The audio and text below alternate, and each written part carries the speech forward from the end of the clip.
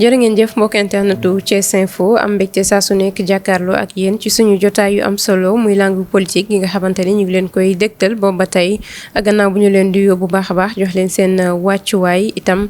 ni nga xamante ne nii noonu lañ ko doon tàmmee di defee ci langue politique yi dëgmal li nga xamante ne moom mooy élection législative 31 juillet dimanche ak jàmm incha allah askan wi fas yéene dem ca bañ gàcce ya tànn ñi leen fas yéene teewal ca pencum ndawi réew moom moo waral ñuy dalal ay kàngam nekk ci langue politique ci diwaanu Thiès ñu fas yéene ko waxtaanee tey sama plateau ma am mbégte bu baax a baax dalal ki nga xamante ne nii moom mooy docteur Djité nekk maire de la commune de Thiès Ouest gannaaw sax ba ma ko dalalee ci li nga xamante ne moom mooy élection locale yi ñu weesu yàlla def tey ñu tabb ko mu nekk maire de la commune de Thiès Ouest ñu fas yéene sekk waxtaan bu yaatoo yaatu jëmale ci élection législative yooyee waaye ci li nga xamante ne itam moom mooy yorinam ci commune bi nga xamante ne moom mooy Thiès Ouest lépp loo xamante ne rek terme de réalisation la ak projet à l'avenir fas yéene nañ koo càmbar dama koy bàyyi moom docteur Djité mu ndiyoog mbokk internet yi ñuy seetaan laataa ñu suub si waxtaan bi. waaw salaamaaleykum mbokku Thiès yëpp ñu ngi leen di nuyu ñu ngi nuyu particulièrement la commune de Thiès Ouest nga xam ni comme ni nga ko waxee sànq yàlla dogal na tey ma nekk ci kanamu askan wi pour jaamu seen soxla donc ñu ngi nuyu ñëpp vraiment di sant yàlla bu baax comme niñ koy defee rek nga xam ni cant gi dafa war a sax te warul dakk di julli ci sang bi Seydina Muhammad sallallahu alayhi wa sallam moom mi nga xam ni yàlla ci moom la jaarale suñu nekk ak suñu ñëw ci kaw suuf donc di kontaan ci dalal bi ñu leen dalal ngir fas yéene waxtaan ak askan wi ci ay poñ yoo xam ni am na solo ndax wax nga ko ñu ngi ci campagne bi beneen bi aussi ñu ngi ci mairie bi di liggéey donc xam naa dina am solo daal incha allah yàlla baax na. jërëjëf nuyoo bi am na solo docteur itam ñu am mbégte bu baax a baax ci dalal bi ñu dalal fii ci say makkaan ci Thiès Ouest ni nga ko waxee ñu ngi ci li nga xamante ne moom mooy semaine décisive ñu nekk ci tournant boo xamante ne nii dimanche ak jàmm incha allah ñu dem ca bañ gàcce bu ñu ko waxee xel yi dem ci élection législative lu ko jiitu nag dañuy wax li nga xamante ne moom mooy campagne au niveau de la coalition Yewwi Askan Wi battre ngeen campagne ni ñu ko defee au niveau national ak yeneen coalition yi soo doon tiré tey bilan coalition Yewwi Askan Wi yow docteur Djité maire commune Thiès Ouest ak say yeneen naataango yi fi nekk yéen ñëpp nekk ci coalition Yewwi Askan Wi bilan boobu lan lay doon. waaw ñu ngi lay jaajëfal ci laaj bi am na solo comme ni nga ko waxee ñu ngi ci je pense que bis yu mujj ci campagne bi di ñaan yàlla yóbbu ñu ci 31 juillet ci jàmm ñu fekkee ko tal ko askan wi yëpp génn en masse. dem joxe seen farata parce que jàpp naa ni tànn ñi la war a toogal ci ëttu pencum ndaw réew mi je pense que farata la donc li ñuy njëkk a def mooy woo askan wi yëpp ñu jóg farlu teel a jóg dem joxe ji seen farata parce que farata la pour man tànn bi te tànn bi nag buñ ko teg ci parparlo buñ ko teg ci kii ñoo bokk ndey ak baay ñoo bokk deret wala nangam nañ ko tànn ci seen aqulaayu taala ñi ñu yaakaar ni am nañ ci ñoom kóolute pour ñu doxal Sénégal nañ leen tànn bu nekkul suñ coalition Yewwi Askan Wi nañ leen fa bàyyi bu nekkee beneen coalition nañ leen tànn donc ku gën ci réew mi seen aqulaayu taala parce que fa ñuy nekk ñoom rek ñoo fay nekk kenn du leen fa fekk bu ñu fa duggee ca mbañ gàcce ga ñoom rek ñoo fay teew ak suñu borom ku ci tànn ngalawaay na nga tànn parce que jàpp nga ni ñii nga nar a tànn kat ñoo gën ci Sénégal bu nekkul coalition Yewwi Askan Wi nañ ko fa teg waaw loolu benn la beneen bi mooy ñaan acteurs politiques yi yëpp. ñu ànd ak seen dal ak seen teey particulièrement à Thiès niñ ko defee woon ci local yi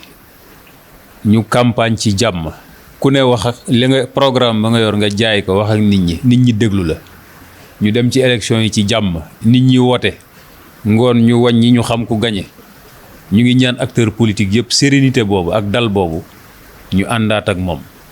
parce que li ñuy wuti yàlla moo koy joxe da koy jaarale ci nit ñi rek te yàlla noppi na démb donc loolu c'est très important ñu xam ni élection chaque jour dama koy wax c'est une fête de la démocratie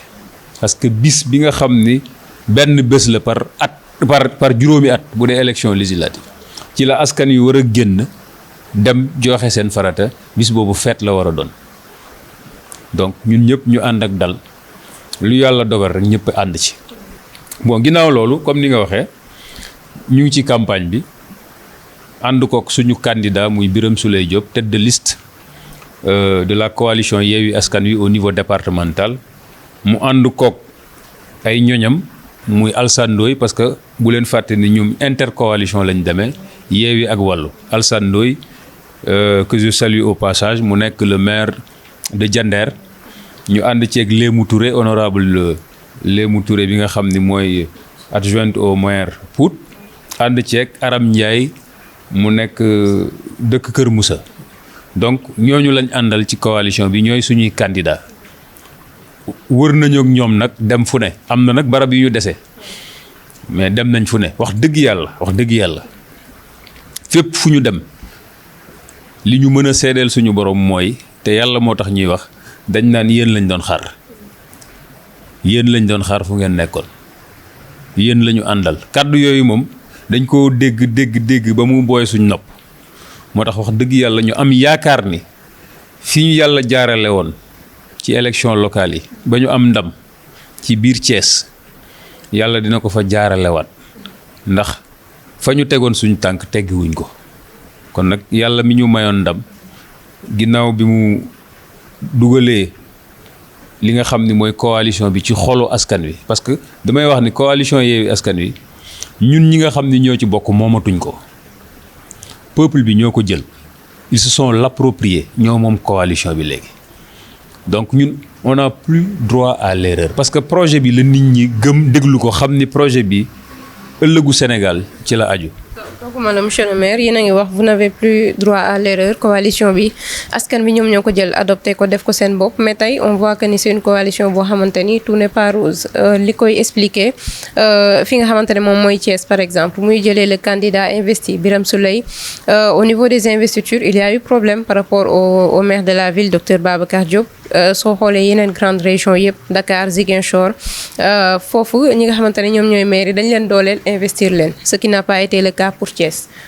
raison boobu ba tey kenn xamul lan moo tax la même chose aussi ci li nga xamante ne moom mooy tête de liste nationale bi Ousmane Sonko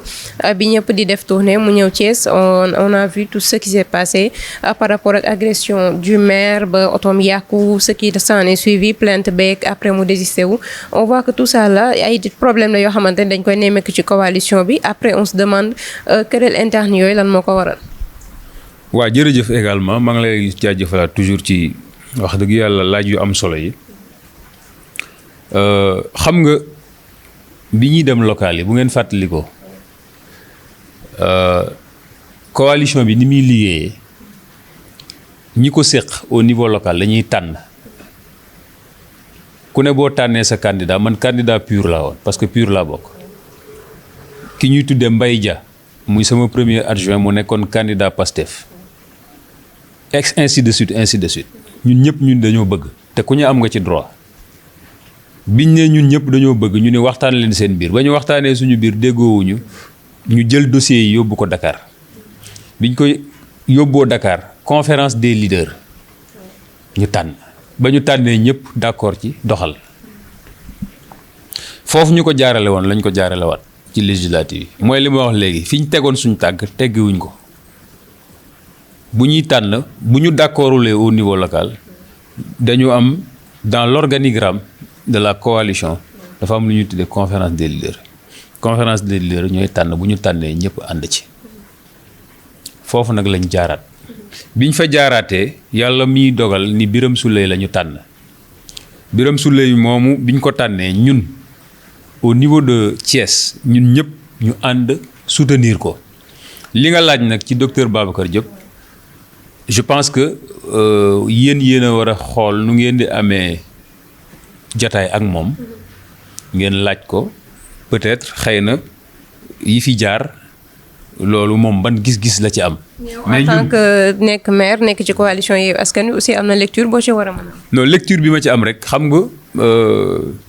ni ko olof di waxee ëkk du teew ñuy nataal docteur Babacar Diop maire ba ngi nii ville soriwul parce que bu ngeen demee laaj ak moom émission waxtaan ak moom comme ni ngeen ko defee moom dina leen wax comprendre nga donc je pense que moom il sera mieux placé pour wax leen investiture yi ak ni mu gisee li fi jaar mais man li ma xam te xam ko mooy coalition Yewwi Askan Wi discipline bi mu teg ak charte bi mu teg ñu ciy liggéeyee man ci laa tënku nekk ci bañ ma tànnee ñëpp dañoo ànd ak man liggéey ñu dem campagne yàlla defal ñu ndam bi ñu tànnee keneen ñun ñëpp dañu futeeku également ak samay moroom ñu ànd pour yàlla may ko ndam parce que bu ko yàlla mayee ndam coalition bi dama koy confirmer waat coalition Yewwi Askan Wi du nit projet la xëy na nag am na ay nit yu ko incarné mais projet boobu tey ça dépasse nos personnes wax naa léegi ni peuple bi ñoo ko jël jàpp ni li war a doxal Sénégal dans l'avenir ci projet boobu la mën a juddoo donc loolu il faut que ñu bàyyi ko xel donc li may ñaan ñëpp rek et je l'ai dit partout mooy ñu xam ni yàlla moo def chance ñu bokk ci parce que loolu tamit honneur la bu ñu yàlla defal mooy tey nga bokk ci dynamique boo xam ni jàpp nañ ni ëllëgu Sénégal ci dynamique boobu la mën a jóge kooku chance la ak honneur la bi la yàlla defalee loolu li ci des pour man xëy na comme niñ koy waxee politique du ñàkk yenn saa yi ay tiraillement bëgg naa bëgguma ambition yi nangam mais yooyu yëpp bu weesoo ba ñu tànn dogal pour man ñun ñëpp dañu war a ànd bokk ndey ak baay pour que projet bi réussir parce que bu projet bi réussir ku nekk li nga bëgg ci politique au-delà sax li nga bëgg ci politique mais li nga bëgg ci Sénégal dina am te loolu moo am solo loolu mooy l'essentiel pour man. Au-delà de Thiès ak problème mu docteur Babacar muy investiture yi bu ñu jëlee l'actualité nationale ki nga xamante ne moom mooy Serigne Mansour Sy Djamil bu Bës Du Ñakk mu jógee fi nga xamante ne moom mooy coalition Yewwi Askan Wi def communiqué am yàggul dara wax joxe ordre ñu voté ñi nga xamante ne moom mooy Benno Bokk Yaakaar bàyyi li nga xamante ne moom mooy coalition Yewwi Askan Wi raison yi ko waral énuméré na ko ci communiqué bi peut-être duñ ci ñëwaat tey jii loolu gros coup de massue la pour coalition bi nga xamante ne moom mooy Yewwi Askan Wi lan moo ci sa lecture. bon xam nga c'est la même peut-être daanaka moog laaj bu nga njëkk a laaj rek ñoo xaw a méngoo mais li ngay xam te xam ko te li ma wax jàpp ko moo am solo coalition Yewwi Askan Wi peuple bi ñoo ko adopté bu ko peuple bi adopté les personnes ne comptent plus. Les personnes et les personnalités ne comptent plus parce que projet bi peuple bi ñoo ko bëgg ñoo jàpp ni seen ëllëg ci la nekk loolu bàyyi ci xel bu baax a baax te acteurs politiques yëpp. personnalité ñoom ñoo def coalition bi parce que quand on parle de Yewwi Askan Wi aussi leader yu mel ni Serigne Moustapha Djamil bi nga wax ku mel ni Ousmane Sonko et cetera bëri nañ ñoo tax ñu wax coalition Yewwi Askan Wi. gis nga ñoom bu ñu toogoon ni dootuñ defati dara. peuple bi lu mu xas a adopté jeex na mi ngi mel ni loi bu ñu yóbbu assemblée rek. buñ ko xasee adopté ñun ñëpp ciy tënku d'accordoon naa ba ñu ciy waxtaan ak d'accorduma ak loolu amatul solo ñun ñëpp dañ ciy tënku donc képp ku ci toog jàpp ni projet bi dina échec wala nangam yaa ngi nax sa bopp donc damay ñaan ñëpp rek ñu xam loolu jaay nañ ko ba pare ñoo ko porté woon ba nit ñi gëm ko nit ñi nag jëlal nañ ko seen bopp téyal ko seen bopp donc li ciy sag rek mooy li olof di wax bëri gi bu tegu ci mbartal nga tegu ci solox moo gën mooy sa ndam mooy sa sag kon en tout cas man loolu laa fas yéene taxawe te ñaan ñëpp nag parce que ñi nga tudd ñëpp ay kilifa lañ donc du ma leen jàngal dara ci politique du ma leen jàngal dara ci àdduna mais dama leen di ñaan kon ñoon ñëpp ñu teg ci seen loxo parce que lii ëllëgu Sénégal da cee aju tey jii ténor bu mel ni sëñ Moustapha Djamil bu génnee coalition Yewwi Askan Wi joxe ci ay raisons yu mel ni tudd ni manquement ay violation de règles de fonctionnement démocratique par rapport ak certains leaders bu ñu koy wax xëy na xel mën na dem ci li nga xamante ne moom mooy li ñu wees suñu ginnaaw gis nañ manifestation yi nga xamante ne mi ngi doon am gis nañ itam yenn kàddu yoo xamante ni leader national bi mu ngi koy tenir ci échiquier politique national bi est-ce que nekk loolu moo tax tey mu claquer la porte. je sais pas pourquoi mu claquer porte bi mais daal amul benn organisation bu parfaite ça n'existe pas dans la terre amul organisation bu parfaite du Benno Bokk Yaakaar du Yewwi Askan Wi du Wallu du beneen coalition mairie bii ba nekk sax amul organisation parfaite donc lu ci ne kon dañ koy jéem a parfaire li ci dëng ñu jubbanti ko li ciy rëq-rëq ñu xool nuñ koy saafara loolu rek moo am solo donc organisation yi ak nit ñi seen wuute mi ngi dépendre ci seen capacité de surmonter les difficultés de transcender les différences et les divergences foofu donc foofu la wuute yi am. jàppaloo ni du porter préjudice coalition bi ak fi élection yi toll tembe. non jàppal li ma la wax dama koy répété waat coalition bi ak projet bi waxuma sax coalition mais projet bi coalition bi porté peuple bi ñoo ko jël loolu mooy suñu sens ñun. dama lay jox benn anecdote dafa am benn candidat ci waa Benno loo xam ne ni voilà dañuy gisee di waxtaan mu seet si ma seet see ba pare ñu waxtaan mu ni ma neexul ba neexul fekk beneen coalition la bokk mu ni ma neexul ba neexul mu ni ma Yewwi Askan Wi ndaw ñi yéen lañ àndal moo ma avoué lii dans le secret des dieux xam nga kooku il a été honnête te ñun loolu la ñu gis ci terrain bi donc loolu boo ko xasee am parce que démocratie peuple bi mooy le roi quoi mooy en démocratie c'est dañuy wax la voix du peuple c'est la voix de Dieu donc bu yàlla xasee ànd ak yow nag bon pour man donc yooyu ngay wax noonu daanaka c'est insignifiant du dara quoi. est-ce que jàpp ngeen ne li nga xamante ne moom moo xewoon ci local yi ce sont les mêmes choses qui vont se passer pour législatives yi dans la mesure où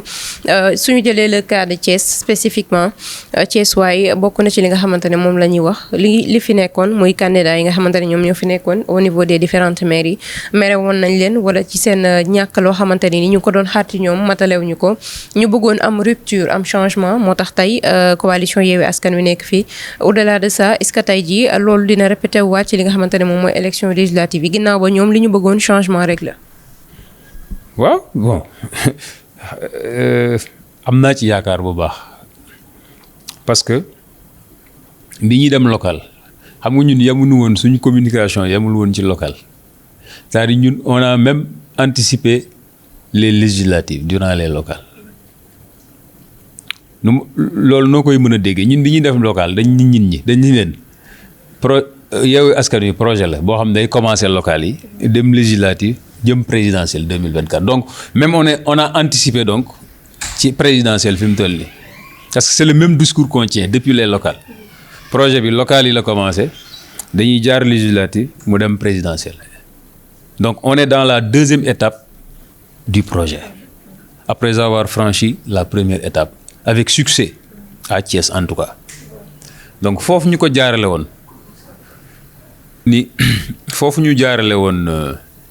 mbir yi tegoon fa suñu tànk ba yàlla may ñu ndam communication boobu c'est la même communication boo ñuy déglu toujours la même communication boobu lañ yor mooy ñi dañu fas yéene incha allahu rabbi fii ak 2024 jongante yi fi am yëpp incha allah yàlla defal ñu ci ndam pour projet bi mën a aboutir alhamdulilah wax naa ko waxati ko nit ñi dégg nañ ñu adhéré nañ ci communication boobu te ñu ngi ànd ak ñun donc te ku xool li xew ci local yi xam ni communication bi jàll na léegi nag ñu ngi jëm législative muy deuxième étape bu projet bi incha allahu rabbi yàlla mi ñu mayoon ndam ginnaaw bi ñu defee suñu yitte taxaw jaar fi ñu waroon a jaar foofu lañ nekkaat di jaar yàlla moom tamit moo fi nekkaat ba tey donc am nañ ci yaakaar ci li ñuy dégg ak li ñuy fekk ci population bi daal ak li ñuy wax waaw. bu weesoo loolu bu ñu dellusee fi nga xamante ne moom mooy Thiès problème mu Mbourkat extension yaakaar naa nekk na problème boo xamante ni ci dernière année yi bokk na ci sujet yi gën a fës li ñuy waxtaanee toog naa ci ba taay wax ceeg ñu bari bokk na ci sa prédécesseur ci maire bi muy le maire Alioune Sow au-delà de problème bi tey gis nañ dénouement bi nga xamante ne moom moo ci am ndax président il y a quelques jours 2 ou 3 jours signé na li nga xamante ne moom mooy décret bi pour ñu régulariser askan wa yeewoo foofee ca Mbourkat extension. En tant que maire commune Thiès Ouest mu bokk ci fi nga xamante ni nii fi ngay gouverner la ban ressenti nga am ci dénouement problème boobule ak lan moo ci sa analyse. waaw xam nga ni nga ko waxee problème mu Mbourkat moom je pense que ñun ñëpp la metti woon ñu yëg ko amoon vraiment njàqare ak tiis ci ñi nga xam ne ci seen kaw la dal. Je pense yàggul dara bi may def sama janoo ak taskatu xabaar yi doon wax ak la population askan wi ci bi ma yàlla tegee ci boppu maire bi ma def fi téeméeri fan muy 100 jours wax naa ci la ma ca waxoon rek laa répété dem naa fa aussi dans le cadre de mes tournées parce que biñ ma falee li ma njëkk a def mooy quartier bu ne ma dem fa saafoonteeg population yi loolu bi ma fa demee loolu laa biralaat ma ni problème mu Mbourkat ajuwul ci mairie bi parce que forêt classée la forêt classée maire yi amu fa kàddu président moo fa am dogal ma ni su fekkee problème bi nécessité woon na sax ma dem gisi président de la république dinaa fa dem toog ak moom ni ko lii kat ba nga ko diggee population yi ba tey ñu ngi toog di xaar alhamdulilah ginnaaw nee nañ léegi réglé nañ ko xëy na peut-être. est-ce que mas nga dox tànku jéego yooyu bind président wala ku ko jigee wax ak moom. pour non je ne l'ai jamais fait parce que diggante bi ma defee conférence bi ak bi ma fa demee bon ak peut-être léegi yàggul bon loolu c'était dans la perspective bu naree continuer nii incha allah loolu mu nekk benn yéene pour ñu def ko n'est-ce pas mais alhamdulilah parce que la ñu waxoon rek mooy bu sottee rek ñun mu sotti mooy suñu ndam. parce que population yi moom lépp lu ñuy def pour satisfaire leen lépp lu ñuy def pour wàññi seeni coono ak seeni tiis ku ko def ñun nga ko defal muy maire yi léegi nag dafa am benn mbir boo xam ni daf ci jara bàyyi xel pourquoi maintenant je pense que loo xam ni ça date des années ñu bàyyi ba période campagne électorale ñu ñëw ni nit ñi affaire bi génn na. Pourquoi maintenant? C'est cette question qu'on doit se poser. C'est-à-dire il faut que ñun hommes politiques yi loolu moom j'interpelle tout le monde. Je sais que les politiques de ma génération xëy na nekkuñ ci dynamique boobu ñi am sama âge parce que politique changé na léegi ak gis-gis bi ak ni ñuy jàppee population bi parce que dama jàpp ni population yi dafa mel nañ leen jàppe benn jouet boo xam ni bu ñu jooyee bu ñu leen doppatee wala ñu duma leen ba ñu jooy ñu jël benn tàngal saxal leen ko benn moment ñu noppi et cetera. kon lii dañ leen ko naxee juste parce que ñu ngi ci période élection. loolu lañ jàpp ñi ko def pour man. ñoom seen xel loolu lañ jàpp. parce que contexte bi moo doy waar ci loo xam ne mënul nga ko régler depuis des années. ça veut dire que seen bopp lañ. bien sûr parce que ñi ñu koy defal dofuñu. ñun dem nañ Mbourkat demati fa. donc soo bàyyee ba xam nga yii moo daan pratique yi fi xewoon. da ngay bàyyi ba à la veille des élections wala suba la wote nga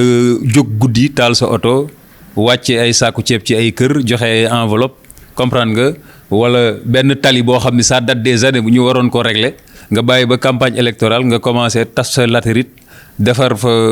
commencé ko dër ni bu ngeen ma votelee ma goudron ko xam nga pratique yooyu ñun moom lañ juddoo moom lañ fi fekk moom lañ yàgg a dénoncé je pense que am kër titre kër du privilège c'est un droit pour chaque Sénégalais du privilège boo xam ni dañ koy jël téye ko di ko chantager ay population pour ñu woteel la wala duñ la woteel kooku c'est un droit le droit à un toit le droit à un logement décent kooku tout Sénégalais daf ci war a accéder sans condition sans chantage sans rien du tout donc genre pratique yooyu dafa war a jeex Sénégal population yi am ndox am courant am foo dëkkee am xëy am loo mën a dundee suturaal ko sa njaboot loolu lu primaire la ay besoin primaire la boo xam ne chaque Sénégalais daf ko war a am. tey jii au-delà de régularisation bi wàcc na ni nga ko waxee c'est une fin heureuse pour ñi nga xamante ne ñoom ñoo fay yeewu alhamdulilah bu weesoo loolu administrativement il va avoir loo xamante ne moom moo ci topp mooy comme erreur la woon itam erreur bi am na administrativement noo xamante ne moom lañ ko fas yéene régler ba régulariser ñi fa dëkk yëpp loolu peut-être action état central lay doon mais yow en tant que maire nga bokk ci itam fi nga xamante ne da nga koy administrer lan moo ci fas yéene nekk sa taxawaay ndax am nga ci droit de regard aussi. non c'est-à-dire foofu man premier aspect bi sax li ma doon wax terminé wu ma noppeegu ma woon mais loolu c'était benn pàcc la woon ci li ma doon tontu mais beneen bi mooy sur le plan juridique administratif et légal wax nga ko buñ ko xasee déclassé donc ci mairie bi léegi lay dugg mu war koo gérer man ak li nga wax ni décret bi li nga ci am laa ci am. dégg naa daal ñu wane benn papier brandir ko comme un trophée de guerre mel ni ku jugee guerre wane kontaan lool man li nga ci am noonu loolu laa ci am gisaguma décret liiraguma décret xaw ma luy contenu décret bi xaw ma ñaata hectare la et cetera je sais pas. d'accord mais loolu dafa am fu mu war a jaar lu ne dafa am fu mu war a jaar nous sommes dans un état organisé est-ce que comprendre nga acte. buñ ko jëlee dafa am fu mu war a jaar ba agsi ci yow mi nga xam ne yaay maire loolu nag maa ngi xaar fu muy jaar ak ba agsi ñu xool boobaa nag ñu xool fu ñu ciy teg suñ tànk n'est-ce pas j'espère que niñ ko waxee noonu ma dégg ko ci télé bi noonu la demee loolu daal lay ñaan mu bañ a am ay jeu de dupe comprendre nga niñ ko waxee noonu ni noonu la yàlla na demee noonu ci contenu li nga xam ni mooy acte boobu bu génnee ñu jot ko incha allah. ni nga ko waxee mu bañ a am ay jeu de dupe xalaatoo tey beneen problème wala yeneen coow juddu ci ndax mbuurkaat ku ne xam na ni coow lu rëy la juróon tey jii c'est vrai wax nañ déclassification forêt bi et tout ça bis bu lépp jàllee ci yoon ni ñu ko waxee ak ni ma ko doon waxtaanee démb ak benn expert ci domaine ñi nga xamante ne ñoom ñoo fay nekk dina am ñoo xamante ne dinañ leen yëkkati wala ñoo xamante ne dinañ leen déplacer parce que c'est un problème très complexe tey jii coow loolu yëpp bu fekkente ne daf cee fas yéene nar a amaat te yow nga nekk maire bi nga xamante ne yaa koy administrer fii naka la nar a dem. waaw xam nga olof day wax ni saafara bu naree jur jàngoro dañ koy bàyyi donc yii ngay soulever yëpp je pense que ñi signé décret bi ak ñi ci nekkoon doon dox je pense que mesuré nañ ko ba xëy na jël nañ ci ay saafara on attend de voir moo tax ma ni nañu def ndànk rek te tey. donc je pense que nekk ci campagne électorale wala contexte électoral jarul yenn précipitation yi donc njiit du précipité wu n'est-ce pas parce que problème bi buñ ko jëloon à temps à bras le corps régler ko donc je pense que yu bari doon nañ ko mën a régler avant ñuy agsi fii mais précipitation bii ñu ko defee nii je pense que en tout cas daal nañ ci tey man daal j'attends de voir cet acte là ak contenu bi li ci des nag ñun en tant que autorité locale liñ ci war a dox pour dox ko parce que au-delà des maisons xam nga li fi des ku néew ci suuf au-delà de dëkkuwaay ñun dañ ci am ay projets en tant que maire dafa am ay projets yu ñu soxal yoo xam ne il faut que ñu réaliser ko parce que Thiès ville amatul suuf te on a des projets structurants yoo xam ne ëllëgu Thiès daf ci dépendre lu mel ni tey un grand cimetière dafa jaadu Thiès parce que amatuñ suñu sëg yi xam nga dund rek la ñuy xalaat te ñun ñëpp ci suuf la ñuy mujjee donc fu ñuy tëdd nañ ko xalaat suñu cimetières yi daanaka fees na léegi cimetière traditionnel yi fi nekk daanaka fees na donc lu mel ni tey lu ñuy tuddee comment dirais-je un parking de gros porteurs que j'ai déjà mis dans mon projet d'ailleurs avec vraiment une surface boo xam ne assez conséquente parce que Thiès dëkk la bu yaatu léegi boo xam ne dafa màgg li fiy nekk ci gros porteur ci biir koñ yi ak complainte yi ak plainte yi ci quartier yi gaare nañ sama buntu kër yàq nañ tali bi nangam ak nangam pense que loolu dañ ci war a xalaat beneen bi garage bi fi mu nekk waratu fi nekk parce que léegi dëkkuwaay yi jot nañ ko ba wër ko garage ci garage bii nekk sama commune ci ginnaaw donc garage ci buntub dëkk lay nekk fii amitié nekk tey auditorium fa la nekkoon parce que boobu Thiès mi ngi yam mairie bi mu demee ba kër yi wër ko ñu indi ko fii kër yi nag wërati dañ ko ceinturer ko il nous faut xalaat ñu ngi ciy xalaat délocaliser cette gare routière ci surface bi fi des bu ko defee fii ñu am leneen luñ fi def am nañ ci ay projet am nañ ci yéene boo xam ni leneen lañ fiy def loo xam ni dina méngoog Thiès parce que il faut pas que li dal Dakar dal ñu dem ba soxla espace fekk li fi desoon a su néew ci suuf def nañ ko ay kër kese taxul dëkk am te ñun suñu xalaat yëpp ci kër lañ ko def naam baax na mais kër dafa am lu muy àndal dafa am ay équipement yoo xam ni bu amul ci dëkkuwaay ba du neex yooyu nag léegi lañ ciy xalaat te lii fi des ko su néew ci suuf ci mbuurkat fa lañ ko xalaat ñun pour def ko fa donc ci déclassement bi au-delà des maisons il faut que ñun en tant que maire yi projet yi ñu yor muy ay projet structurant pour ëllëgu Thiès ñu am espace bu ñu ko def te foofu lañ ko xalaat. On va prolonger peut-être ci même question bi mooy projet yi nga xamante ni commencé nga ko déjà lim def nga sa bilan 100 jours ni nga ko waxee à la tête de cette commune là tey jii en termes de réalisation wax nga peut-être ci li nga xamante ne moom mooy ay projet mais suñu jëlee secteur yu mel ni santé par exemple ak éducation mu nekk secteur yoo xamante ni dafa soxal bu baax askan wi ndax loolu moo jiitu ci dundu doomu aadama lan mooy li nga xamante ne monsieur le maire teg na ko ci ay jéego jëmale ci secteur yooyu itam en termes de réalisation futur projet yooyu lan mooy li nga xamante ne moom nga ko fas yéene rek réaliser tey ki nga xamante ne moom mooy maître Diagne par exemple sa naataango dem na seeti président pour moom li nga xamante ne moom mooy famille administrée yéen ci ay problèmes yi nga xamante ne daf koy régler tey collaboration yi nga xamante ne am nga ko ak budget bi nga xamante ne fas yéene nga ko exécuter yooyu les projets lan la nar a doon. waaw xam nga ñun bi ñuy ñëw suñu programme de campagne je pense ñëwoon naa seen télé wax ko. li ci ëppoon solo mooy le cadre de vie moo doon suñu axe prioritaire cadre de vie bi li ci poñ yiñ ci limoon mooy les espaces verts aménager des espaces verts reboisement est-ce que yaa ngi gis yooyu moo nekkoon poñ yi ci ëpp solo yooyu bokk na ci jéego yu njëkk a def bi ñu faloo mooy ànd ak un aménagiste wër tous les espaces verts de la commune Thiès Ouest mu proposer ñu ay plan d'aménagement yooyu ñu adopté ko fi mu toll nii may wax ak yow ñu ngi ci commencé waral jëmmal benn boo xam ni incha allahu rabbi ci kattanu borom bi fii ak jàpp nañ ni fii ak weer wala ñaari weer wala maximum ñetti weer dinañ ko aménager. mu nekk espace boo xam ne espace su féexlukaay lay doon pour askan wi parce que comme ni ma ko waxee ñun suñu gis-gis ci Thiès mooy Thiès dafa war a nekk dëkk boo xam ni jaww ju neex dafiy am parce que loolu moo mus a nekk identité Thiès mooy garab n'est-ce pas loolu lañ ñu nawee woon léegi nag comme jamono dafa soppeeku ba kër yi ñu ngi gën a xat parce que njaboot gi ñu ngi màgg ku nekk bëgg tabax ci kër gi donc kër yi yaatu woon Thiès ñu ngi commencé di wàññeeku. léegi il faut que ñu prévoir njaboot gi bu ñu génnee ci mbedd mi foo xam ni espace d'accueil lay doon loolu mooy espace vert yi espace vert yooyu nag ci la ñu war a xëntewoo liggéey ci ba kenn du ko def kër ñu fexe lañ fa prévoir oon mooy aménager ko def ko ay garab def ko ay bancs publics def ci ay jeux d'enfants pourquoi pas même def ci ay piscines parfois yooyu yëpp c'est des possibilités ñu ngi ciy xalaat n'est-ce pas ñu def ko fa pour njaboot gi mën fa dem je rappelle toujours que Thiès dafa nekk ci dëkk boo xam ni li ko wër yëpp ay carrière la li ko wër yëpp ay usines la yoo xam ni li ñuy dégager ay baaxul pour noyyi ko donc lii suñu sauvetage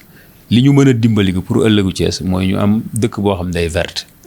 nit ñi mën a am fu ñuy féexloo bu ko defee garab yooyu di mën a capter yu bon yooyu nga xam ni ay usines ñoo koy dégager ñun ci logique boobu lañ ne reboisement bi aussi dem nañ à travers la commission environnement bi na ci conseil municipal bi composé de conseillers on a tenu une rencontre avec les eaux et forêts ba déterminer axes yi ñu war a def reboisement ñu ngi ci war a jëm budget bi génn na lépp xam nañ ko expression des besoins bi incha allahu rabbi dinañ ci jëm balaa nawet bee jeex axes yooyu yëpp ñu reboiser kooku c'est dans le domaine peut-être du cadre de vie dans le domaine de l'éducation et de la santé choisir nañ parce que loolu tamit suñu programme de campagne la woon juróomi école yoo xam ni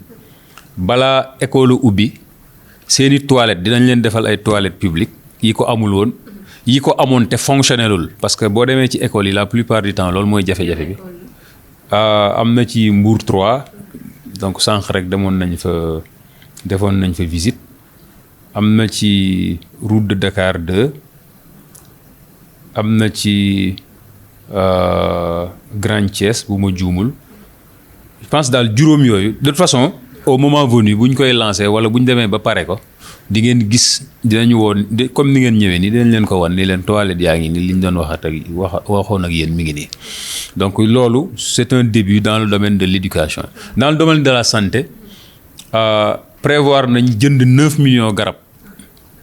9 postes de santé yi fi ne ak district bi nga xam ne moo ne 10e ñu jël 9 millions yooyu def ko ay garab jox leen ko pour accompagner population te loolu ci biir nawet bi lay doon parce que ku ne xam na ni nawet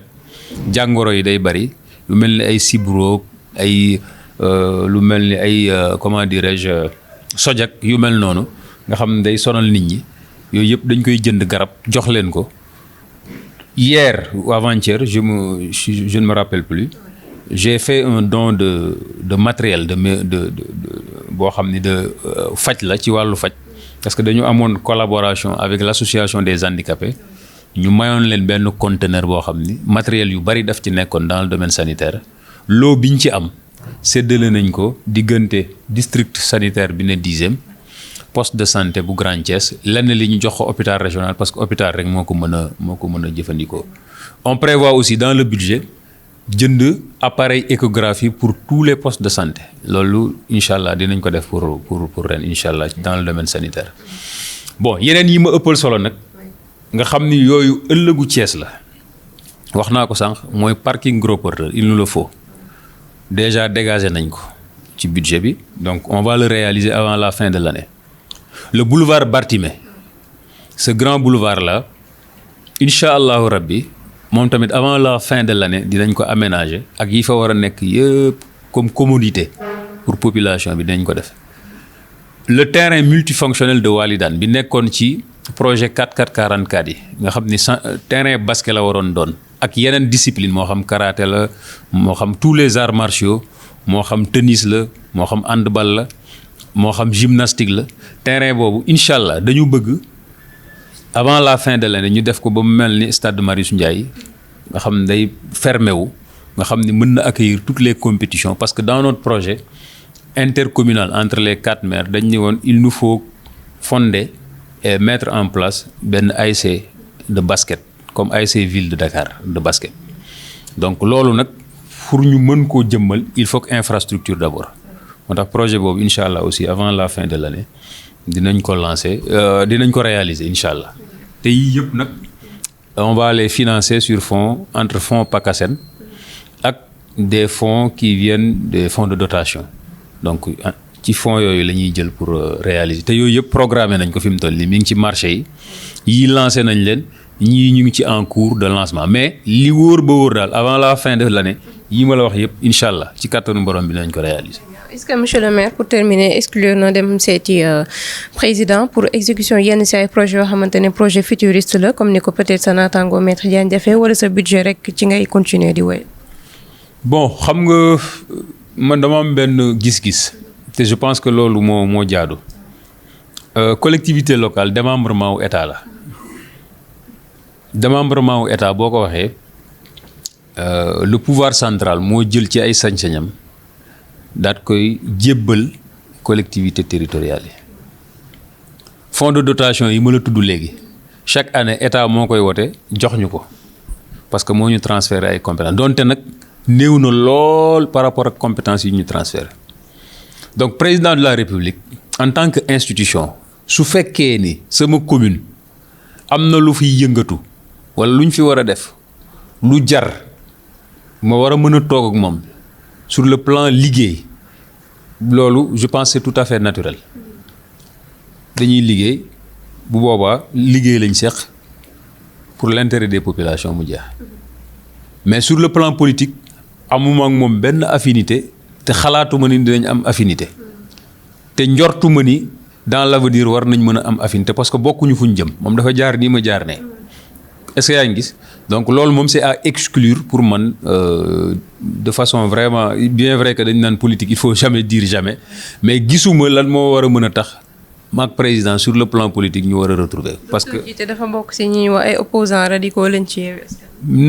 radicaux bon yooyu yëpp c'est des xam nga ay clichés la rek bon on vous laisse vos jugements là bon c'est normal un homme public moom dañ mënul bañ observateurs yi am fuñ ko classé wala nii lañ ko gisee wala nangam mënoo ko bañ parce que yaa xas a nekk homme public mais yow li ngay def nga am ci conscience claire rek moo am solo c'est-à-dire nit bu ngeen bokkul naanuwaay bu ngeen bokkul vision bu ngeen bokkul idéal je ne vois pas comment ngeen mën a àndee ci politique te wax dëgg yàlla maag président bokkuñu gis-gis bokkuñu idéal bokkuñu nu ñuy gisee Sénégal bokkuñu nu ñuy defee politique donc gisuma sur le plan politique lan moo war a tax ñu war a mën a retrouver mais nag bu dee ci wàllu liggéeyu maire yi comme ni ma ko waxee maire yi démembrement wu état la boo demee ci code des collectivités territoriales donc vous représentez le président au niveau de la commune c'est pas pour rien ñu naan c'est le premier magistrat de la commune loolu nag lu ñu ci war a seq récemment j'ai assisté à l'installation du gouverneur de l'actuel gouverneur en tant que koo xam ne président moo ko nommé et c'était présidé par le ministre de l'Intérieur donc dans ces cadres-là on peut se retrouver pour liggéey et puis c'est tout loolu la. ñu jàpp ni docteur Djité kon reste est ancré à la coalition Yewwi Askan Wi. PUR. oui PUR. PUR dafa bokk ci parti yi nga xam ni c'est des partis locomotives de la coalition Yewwi Askan Wi parti fondateur est-ce que yaa ngi gis parti boobu ci laa bokk donc coalition bi bu doon day dem bay des ñetti parti PUR da ciy bokk sëñ Moustapha mi nga xam ne mooy le président du parti dafa nekk koo xam ne c'est une personnalité respectée et respectable dans la coalition ñi ci nekk respecté ko tous les leaders di ko déglu di bàyyi xel ci li muy def est-ce que yaa ngi gis donc ñun ñooy yuq coalition bi li olof di wax yuq ñun ñooy yuq noyau coalition bi c'est le PUR te loolu ñëpp seede nañ ko je pense que dégg ngeen discours Ousmane Sonko bi mu demee Tivaouane pas plus tard que hier xawma avant-hier Birame Souleye m'a dit que je suis très satisfait du PUR parce que ñun liñ ñu xamee efficacité effacement li ñuy liggéey bariwuñu coow bariwuñu wax mais sur le terrain kenn mënuñu bu taxaw jotee rek kenn mënuñu dans le cadre de la mobilisation et dans le cadre de la discipline li ñuy def dañ koy def dans la discipline kenn nag mën nañoo bañ a dégg ci rajo yeeg ci télé yeeg nangam ak nangam parce que yarewuñ ñu noonu parce que dafa am fuñ ñu jaarale avant ñuy dugg ci politique foofu ñuy jaarale nag buñ ñëwee ci politique dañuy cuub politique pour nit ñi xam ni politique ni ko gars yi di defee saagaak yu xoog nekk ci rajo yi di mbel-mbeli loolu ñun du suñu defin ñun noonu lañ ñu yaree te je pense que Sénégal fi mu toll loolu la laaj. Sénégal loolu la laaj docteur foofu la ñuy jaaree bàyyi la nga wax li nga xamante ne moom mooy sa dernier mot egsi nañ ci cappaandaw émission bi ni ma ko waxee dimanche ak jàmm ñu dem ci bañ gàcce yi fas yéene tabb ndaw yi nga xamante ne ñooy teewal askan wi ca pencum ndawi réew ma lan ngay dénk askanu Thiès bi ñuy seetaan rawatina ñi nga xamante ne ñoom ñooy yeewoo Thiès Ouest bi ngay jiite. waaw ginnaaw bi ma leen jaajëfalee ci ñëw bi ak dalal bi ngeen ma dalal vraiment damay rafetlu jataay bi ak sa technicien yi nga àndal yëpp je pense que Thiès Ouest yaakaar moo taxoon ñu fal ma te incha allah bañ ñu falee ba tey ñu ngi nekk seen wet di leen saytu di leen nemmeeku pour li ñu xamaku su néew ci seeni soxla ñu ñëw bokk kook ñoom échanger ak ñoom bu ñu échanger ak ñoom recueilliraat ñoom seeni gis-gis pour mën a indi ay saafara ci seeni jafe-jafe ci loolu lañ nekk amul événement buy am biir Thiès Ouest te duñ fa teew wala ñu yónnee fa moo xam muy naqar wala muy bànneex amul benn situation buy xew Thiès Ouest te duñu dem bokk kook askanu Thiès Ouest lépp lu xew ñu ngi ciy dugal suñu loxo tabaski bii passé jël nañ lu mat presque 30 millions def ko ay enveloppe pour def ko ay secours tabaski dimbalee ko nit ñi pour accompagner leen ci tabaski bi xam nañ ñu lu néew la par rapport ak soxla yi bu ñu amoon 1 milliard dañ ko ciy def parce que yéene nañ ko te incha allahu rabbi dinañ liggéey pour yokk suñu budget ba incha allah enveloppe boobu d'année en année ñu koy yokk pour mën a secourir nit ñi bañ fi toog léegi tamit soxla bu fi nit indi buñ ci mënee dara dinañ ko ci def buñ ko mënul dinañ la jéem a orienté ci nit koo xam ni mën na ko régler parce que loolu tamit bokk na ci mission wu maire yi loo mënul peut-être fi nga toog say connexion ak say relation ak nit ñoo baax nga orienté nit ñi foofu ñoom ñu mën a régler loolu nag moom la ñu fas yéenee doxale ñun suñu mission di leen ñaanat askan wi nga xam ni ñoo ñu fal wóoluñu ñu gën ñoo yokku ñaan ñu gën ñoo yokku doole gën ñoo jàppale ba incha allah au terme des 5 ans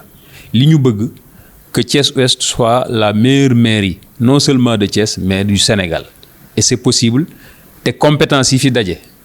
ak volonté yi fi daje yàlla mën nañu may loolu mooy suñu yéene mooy suñu ambition te incha allahu rabbi dañu fas yéene nekk